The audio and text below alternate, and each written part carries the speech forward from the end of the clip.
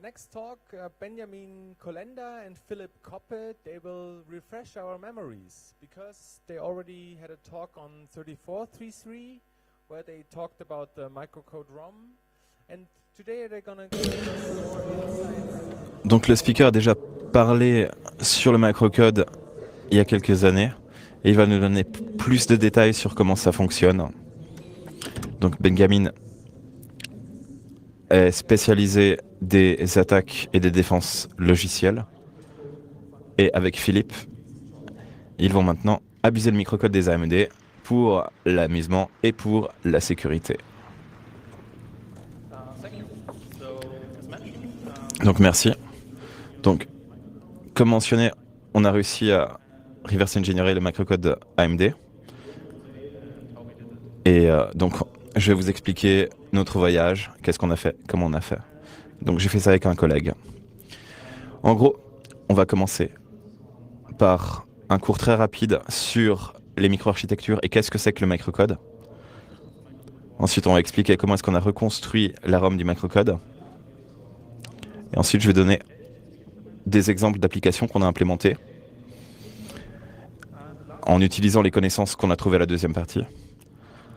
Et je vais enfin décrire le framework qu'on a employé, comment ça fonctionne, qu'est-ce qu'on peut faire avec.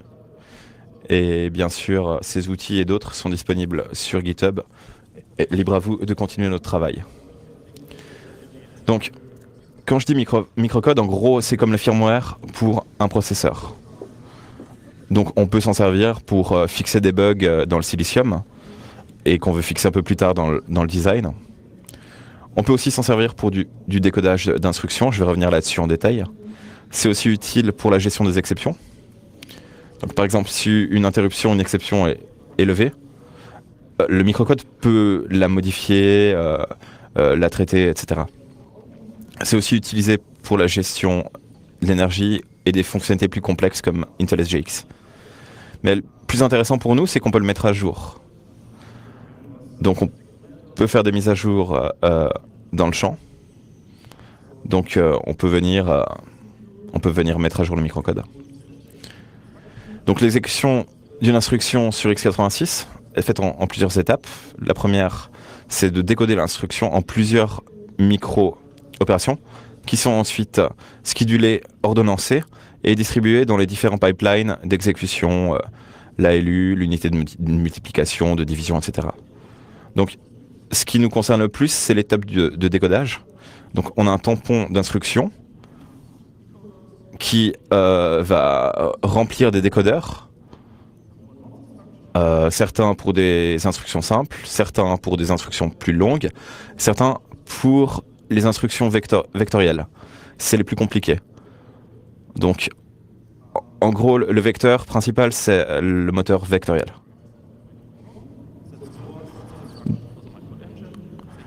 Donc, tout ça, c'est chargé de la ROM du microcode et ça ressemble, c'est géré comme des instructions. Et à côté de cette ROM, on a les updates qui sont stockés dans la RAM. Et bien sûr, autour de cette ROM et de cette RAM, on a des composants qui sont nécessaires. Donc, qu'est-ce qu'un match register? C'est un registre de débugage.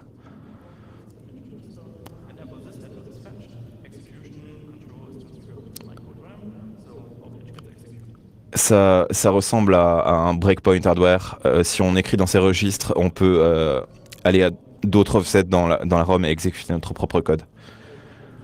Donc, les mises à jour, elles sont chargées soit par le BIOS, soit par le système d'exploitation, le noyau. Donc, en général, on a un header et des triades. Qu'est-ce que c'est qu'une triade? Donc, une triade, c'est 3 opérations. Donc, des instructions x86 plus ou moins et un mot de séquence. Ce mot de séquence indique quelle micro-instruction exécuter après celle-ci. Donc, on veut par exemple opérer un branchement ou dire qu'on a fini de décoder ou autre. Donc, il y a une authentification faible qui protège ces mises à jour. Donc, ce qui fait qu'on peut mettre au point notre propre mise à jour, analyser, etc. Néanmoins, on ne peut avoir qu'une mise à jour chargée à la fois. Donc elle est dans la RAM, donc si on reboot la machine, la mise à jour disparaît. Donc on va observer du microcode, et donc on va utiliser un langage de transfert de registre basé sur l'assembleur x86. Donc les différences par rapport à l'assembleur x86. Donc on peut avoir 3 opérandes sur le microcode, à la différence du x86 où en général c'est 2. Donc d'abord la destination, puis 2 opérandes sources. De plus, il y a des flags qu'on peut définir. Par exemple, le flag .c, ça veut dire met aussi à jour le flag de retenue en fonction du résultat de l'instruction. Donc on a une branche,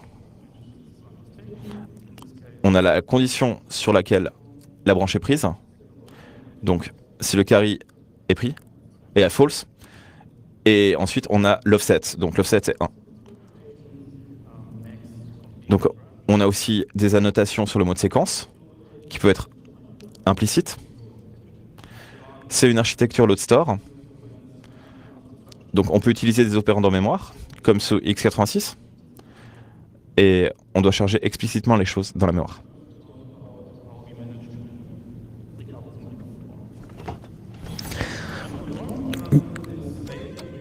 Donc la ROM du microcode est vraiment câblée dans le silicium du CPU, donc on ne peut pas la modifier. Donc ça c'est une image faite au Microsoft Electronic du substrat de base du microcontrôleur, du microprocesseur. Donc on a des régions qui sont divisées en quatre grilles, qui sont elles-mêmes divisées encore en 4 blocs. Donc on voit qu'il y a certaines régions qui sont plus ou moins grandes, avec un certain nombre de structures. Donc ici on a la SRAM. Donc l'idée c'est que c'est assez proche pour que ce soit rapide, et donc la RAM peut interagir avec la ROM. Donc on a commencé avec les images, et puis on les a décodées en chaîne de bits, et puis on est revenu aux opérations à partir de là. Donc on pouvait voir directement que nos triades étaient correctes en analysant aussi la dépendance des données. Et donc par contre on avait un problème d'ordre des triades. Il a fallu rétro-ingénierer les adresses, et donc on a dû faire le lien entre les adresses physiques qu'on a récupérées de la ROM et les adresses logiques. Et une fois qu'on avait fait ça, par contre, on a pu récupérer et désassembler tout le code. Mais c'était un peu compliqué de retrouver cette correspondance physique logique.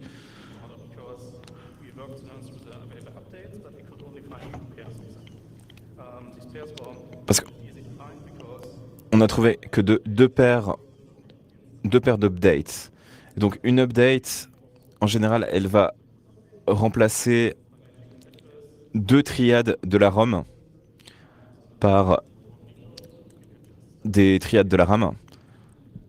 Et donc, si on relie le microcode, on arrive à obtenir les endroits qui ont été modifiés. Et on arrive à en retrouver davantage si on compare la sémantique des triades obtenues dans la ROM et l'exécution basée par adresse. Et du coup, on a réussi à implémenter un émulateur de macrocode qui nous a permis d'extraire davantage de sémantique. Donc ça fonctionne au niveau des triades et ça détermine l'état de sortie défini en fonction d'un état donné d'entrée. Donc l'état du processeur x86 et des registres du microcode. Donc pour chaque instruction x86, exécuter, il peut y avoir différentes modifications de registres x86 et aussi des registres microcode. Donc ça supporte les opérations arithmétiques connues et on a défini une whitelist d'opérations no-op qui font rien. Au total, on a trouvé 45 paires de données supplémentaires, ce qui nous a permis de reconstituer la représentation mémoire logique. Donc, on a quatre tableaux de blocs qui sont mappés à différents endroits. D'un point de vue de design matériel, c'est intéressant de faire comme ça et pas différemment. À présent qu'on arrive à mapper telle ou telle adresse à ce qu'on a obtenu dans la ROM du microcode et qu'on connaît certaines adresses de par nos expériences précédentes, on peut regarder certaines adresses. Donc, décaler à droite et doubler, on prend un registre, on le décale et on met ça dans un autre registre. Du coup, on voit différentes sous-opérations. On a deux opérandes de décalage à gauche. On voit regMD 6 et regMD 4. Donc, ce sera remplacé par les registres utilisés par le registre correspondant x86. Par exemple, par EAX, en fonction de l'assembleur x86 qui est exécuté. Donc, là, ça nous permet déjà d'apprendre encore d'autres choses.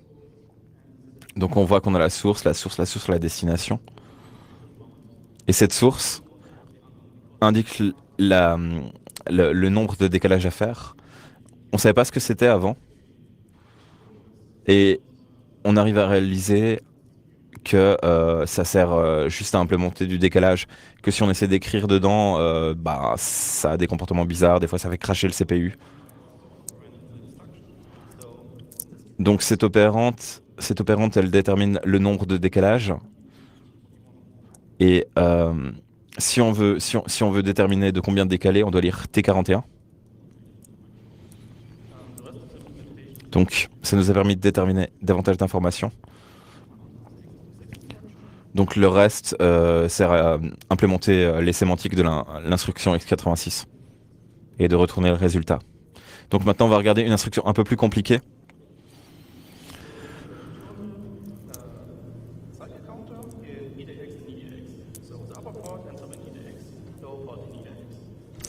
Donc là par exemple on a l'instruction RDTSC qui renvoie en fait le compteur de programme.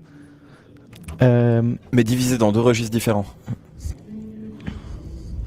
Et donc au début on a deux opérations de type load, donc chargement. Et donc ici on connaît pas l'instruction mais on connaît la destination. Ici on sait qu'on arrive en T9 et ici on arrive en T10. Donc on peut suivre les modifications à l'aide de ça. Et donc pour la simplicité, on va commencer par T10.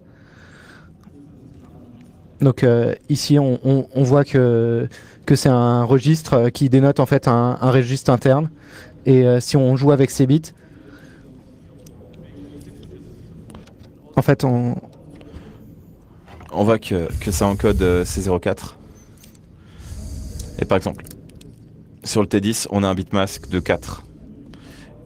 Et si on regarde dans le manuel, on voit que ce bit et que C04, c'est le bit qui détermine si on a le droit d'exécuter l'instruction depuis le user mode. Donc, si on garde à l'esprit que dans T9, on a une autre valeur chargée depuis un registre interne, on peut revenir à ça plus tard. Donc, si on suit l'exécution, bon, il y a du padding. C'est un pattern qu'on a déjà vu. Où est-ce que nous amène cette branche ? Cette branche nous amène à une triade de branches conditionnelles. Et si on regarde un peu plus haut, donc cette instruction a mis à jour ce flag. Donc, cette branche est basée sur le fait de savoir si l'erreur est là ou pas. Bon, là on peut voir comment on sort de la routine. Donc on fait un décalage à droite du contenu de T9. Donc on a 20 bits. On veut décaler les 20 bits du timestamp dans ce registre. Donc dans EAX, on veut les 32 bits les plus bas du timestamp. Mais on n'a pas fini. Regardons l'erreur. Donc si on n'a pas l'accès à l'instruction, on peut voir qu'on fait un move immédiat dans un registre interne T19. Et donc 0xD, c'est le code de l'interruption de faute de protection générale. Là. Donc ça va être ensuite traité par le gestionnaire d'exception. Et plus tard, cette triade nous envoie à cette adresse. Et si on regarde où est-ce qu'elle est utilisée, on voit d'autres load immediate qui vont aussi dans du code x86. Donc on sait comment lever une interruption depuis le microcode. On a juste à écrire dans ce registre-là et brancher à cette adresse-là. Donc, on a appris beaucoup. Maintenant, la question, c'est comment sont implémentées des instructions.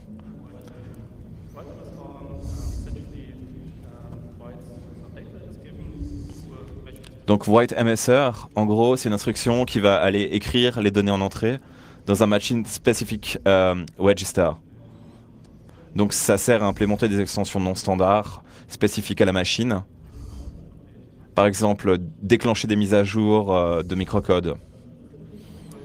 Donc, on veut donner l'adresse de destination dans RCX. On voit que c'est décalé de 16 bits et que c'est mis dans T10. Donc on suit les emplois de T10. On voit qu'il est XORé avec ce bit mask qui correspond à l'espace de nommage du MSR. Du coup, en l'occurrence, c'est un MSR spécifique à AMD. Donc ça nous met le flag aussi.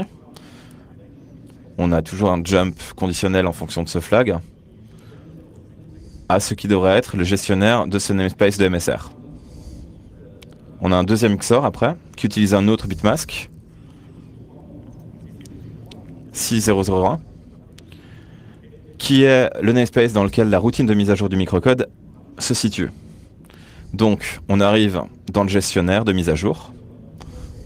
Donc si on continue à faire des trucs sur RCX, on continue à faire des branches. Et ça continue jusqu'à ce que toutes les données soient dispatchées dans le handler qui va bien. Donc c'est comme ça sur AMD, mais ailleurs c'est probablement fait de manière similaire parce que ça implémente des fonctionnalités similaires. Donc là je vous ai montré comment est-ce qu'on a reconstruit la connaissance qu'on a maintenant. Et maintenant je vais vous montrer les applications. Donc je vais vous montrer la façon dont on a fait, dont on a permis de configurer la précision de RTTST. Donc on peut réduire la précision de ça, qui peut éviter des attaques par mesure du temps. Et on a écrit aussi un sanitizer d'adresse assisté par microcode. Ensuite on a aussi écrit des instructions une randomisation du jeu d'instructions. Et donc on peut dire si, à chaque fois qu'une instruction est exécutée, si c'est pour moi, on peut effectuer une action. Et donc on a aussi ajouté des mises à jour de microcode qui sont authentifiées.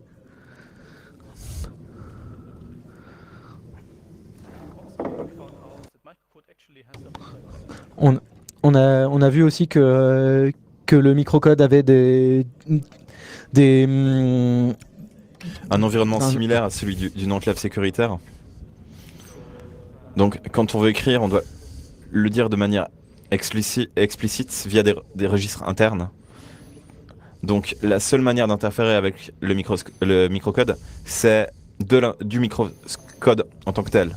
Donc ça peut permettre d'implémenter une enclave hardware. Donc pour le sanitizer d'adresse, donc c'est de l'instrumentation logicielle pour détecter les accès mémoire invalides. Donc à chaque instruction, on va vérifier si l'adresse est valide, est-ce qu'on a le droit ou pas.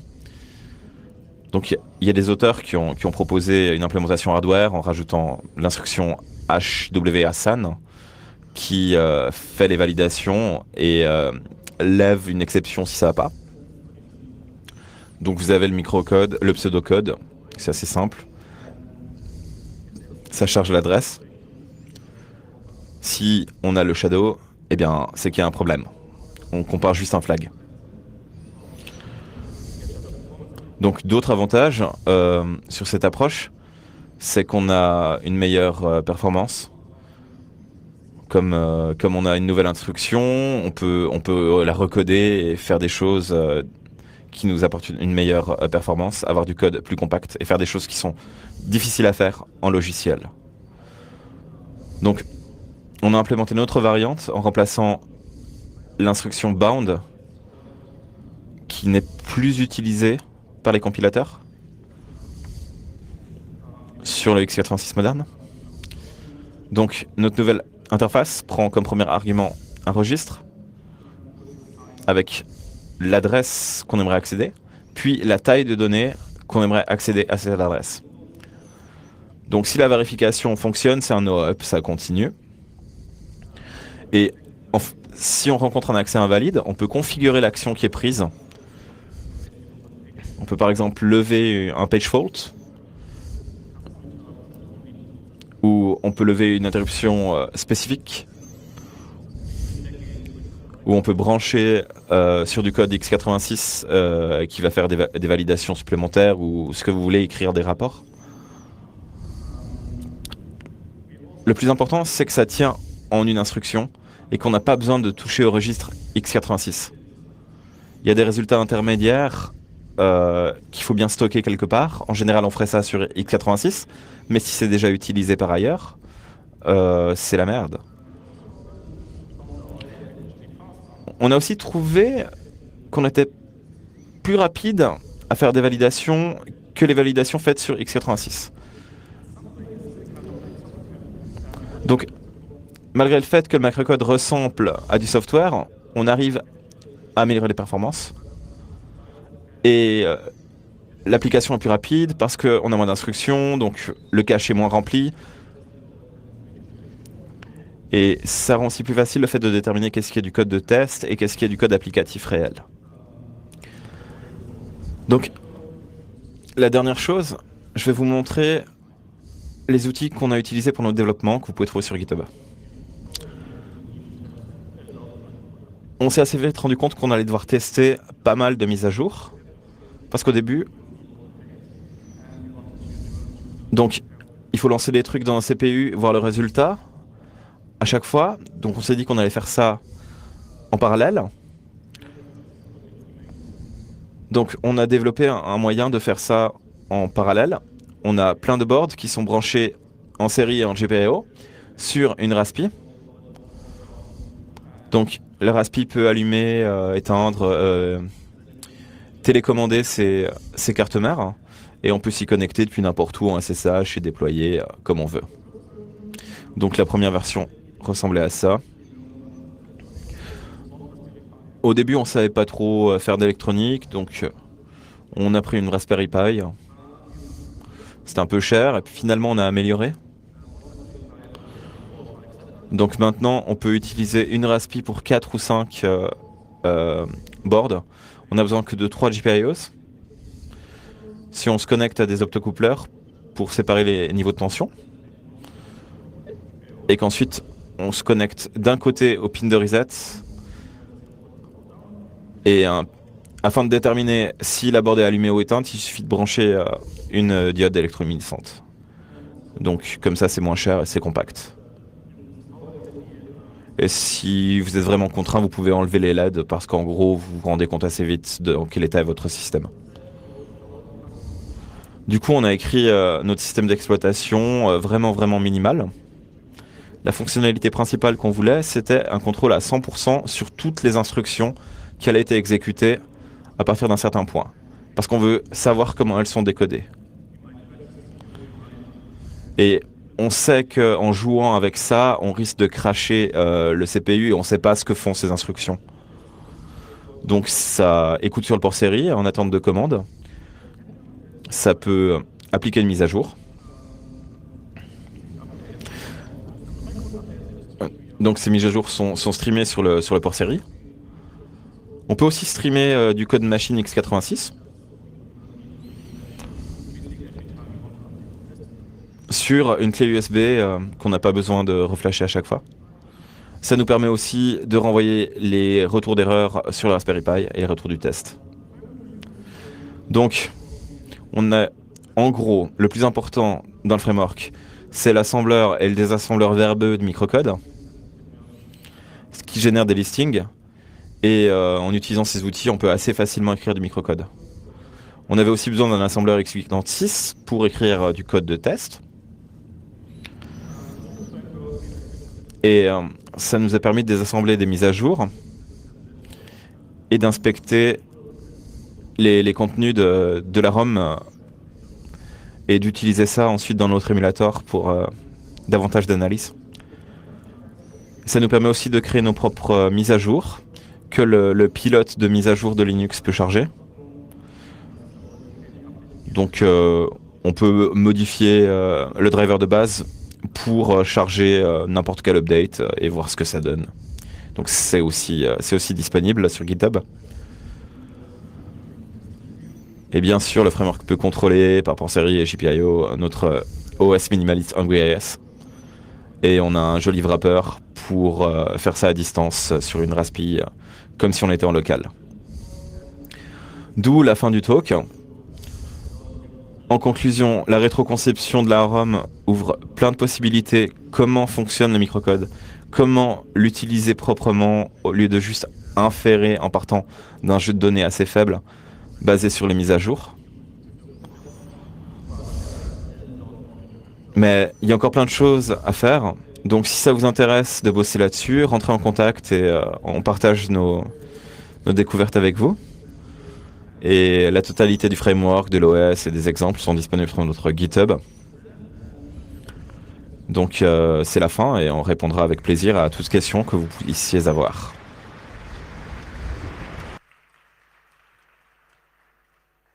Thank you very much.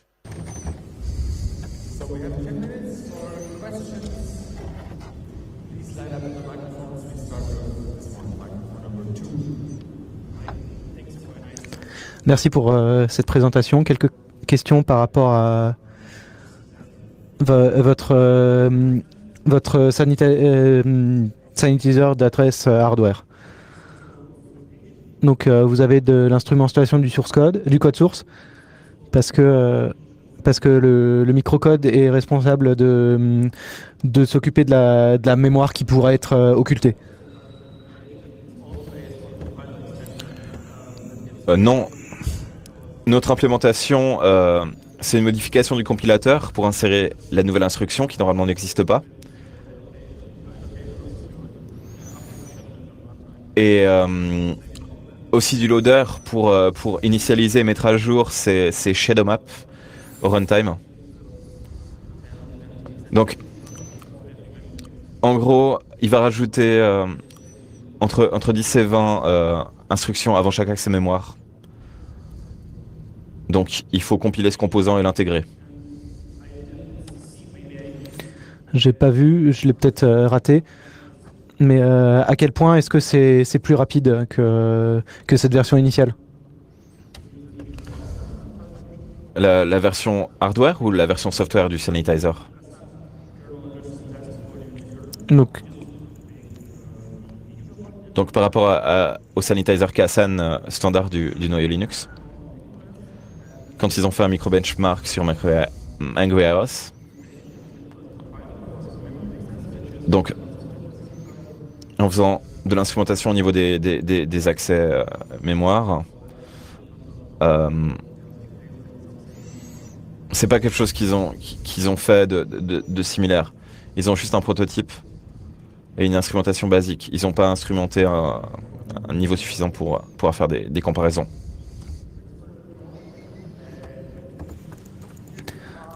Est-ce que vous avez trouvé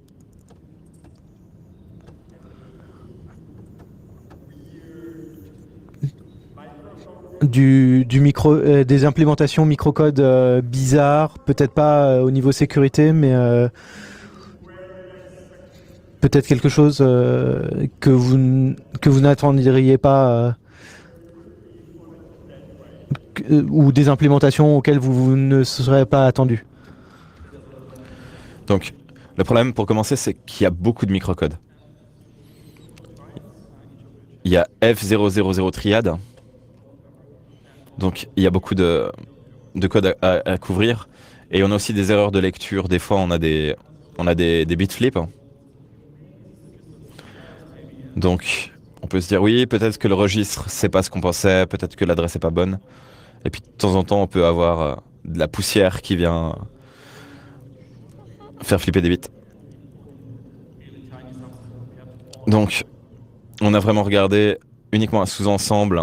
On n'a pas regardé la ROM totale, le microcode dans sa totalité. C'est pas faisable de regarder la totalité du microcode. On n'a pas essayé de trouver des choses rigolotes. Et on pourrait pas dire ce que c'est parce qu'on n'a pas vu de spécification officielle pour du microcode.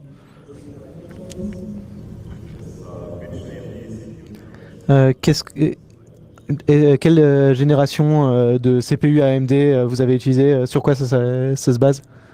Donc ça se base toujours sur les mêmes choses que notre talk précédent, donc les K8, les K9, donc des CPU qui sont sortis jusqu'à 2013. C'est la dernière année où AMD a fait des trucs de ce style. Donc sur les nouveaux, a priori, il y a de la cryptographie à clé publique. On n'a pas réussi à la casser. Donc les nouveaux, pour l'instant, il n'y a rien. Je voudrais savoir à quel point le microcode, les programmes de microcode pourraient être complexes. Donc, qu'est-ce que c'est quelle est la complexité des nouvelles opérations que vous pourriez implémenter? Donc le seul facteur limitant, c'est la taille de la RAM de mise à jour. Donc, sur K8, on est limité à 32 triades. Donc 69 instructions. Et il y en a certaines qu'on peut enlever, du style toujours exécuter la triade suivante. Il y a certaines instructions qui peuvent uniquement être un slot impair ou des choses comme ça. Donc c'est vraiment difficile. Et de ce qu'on en sait, on peut charger des valeurs immédiates que de 16 bits, pas de 32 bits. Donc ça fait très vite grossir la taille de votre programme si vous essayez de faire quelque chose de compliqué. Par exemple, notre mécanisme de mise à jour authentifié du microcode, c'est le plus compliqué qu'on a écrit. Et ça remplit presque totalement la RAM. Et on utilise l'algorithme T parce que c'est le seul qu'on a réussi à faire tenir dans la RAM. Donc c'est une contrainte sur la taille de la RAM, elle est vraiment toute petite. Vous avez dit que le microcode était utilisé pour le décodage d'instructions. Et donc ça déploie les instructions vers le scheduler. Est-ce que vous avez trouvé comment ça fonctionne exactement? Alors dans l'essence, on n'exécute pas vraiment du code dans le moteur du microcode. De ce qu'on en comprend, le moteur du microcode, c'est juste une recette logicielle qui explique comment décoder une instruction. Donc on n'écrit pas vraiment les instructions, on met juste des trucs dans le pipeline pour faire ce qu'on veut. Donc on peut faire des branches conditionnelles, on peut faire des boucles, mais on programme pas. C'est juste on met les trucs dans le pipeline du CPU et ça fait ce que c'est câblé pour faire.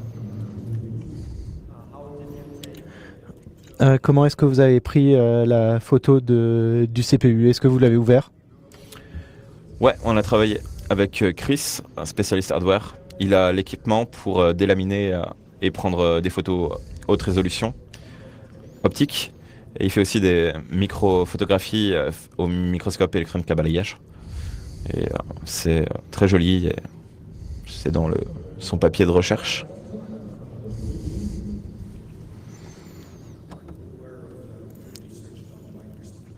Est-ce que vous êtes au courant des recherches par Christopher Thomas où il a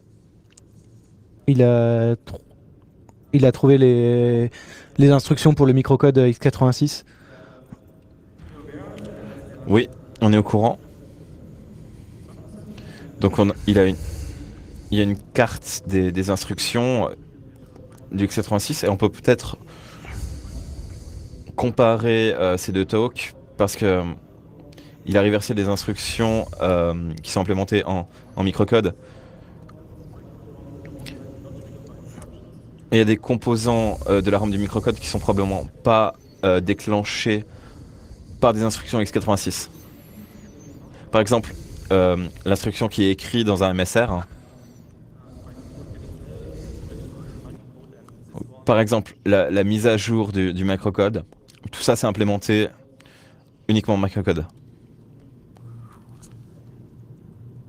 Thank you. Thank you, Benjamin. Merci Benjamin.